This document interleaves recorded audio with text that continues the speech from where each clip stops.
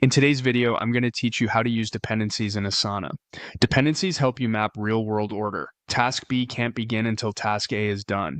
Setting this up in Asana keeps priorities clear, prevents duplicate work, and signals to your teammates exactly what you're waiting on.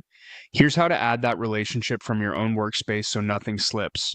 Start by opening Asana and landing on the home page. From here, look to the left sidebar and choose My Tasks. This view gathers everything assigned to you in one place, which makes it the perfect spot to identify what's currently blocked or what might block something else.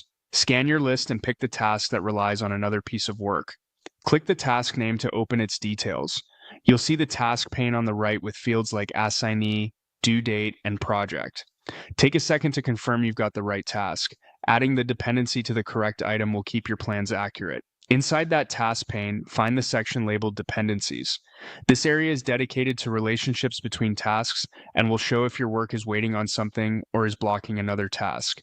It's the control center for sequencing. Click Add Dependencies. A small selector appears so you can search for the related task. Start typing the name of the task you need, and Asana will suggest matching tasks as you type. Choose the correct one from the list and click it. As soon as you select it, Asana links the two tasks and marks your current task as waiting on that other task. You'll see the dependency called out right in the task pane, so it's obvious what has to happen first.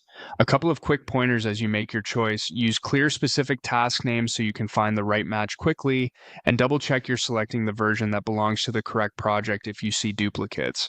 After you add the dependency, collaborators